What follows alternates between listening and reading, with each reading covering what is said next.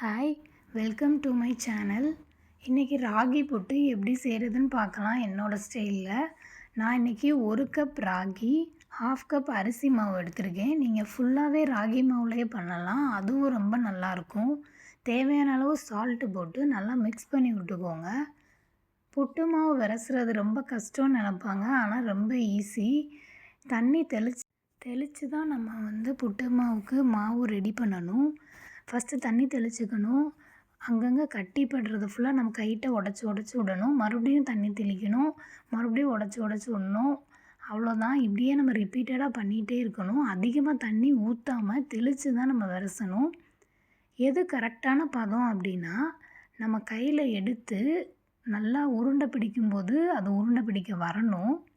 உதுத்து விட்டால் அது உதிர்ந்து நார்மல் மாவு மாதிரி வரணும். இந்த மாதிரி இதுதான் கரெக்டான கன்சிஸ்டன்சி. அவ்வளோதான். இந்த ஸ்டேஜ் வரவும் நம்ம ஸ்டாப் பண்ணிடணும். இப்போ நம்ம புட்டு செய்ய ஆரம்பிச்சிடலாம்.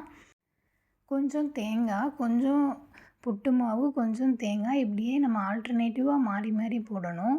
புட்டை நம்ம குக் பண்ணுறதுக்கு முன்னாடி கீழே உள்ள பாட்டில் தண்ணி கொதி வந்ததுக்கப்புறம் நம்ம அதை வைக்கணும்.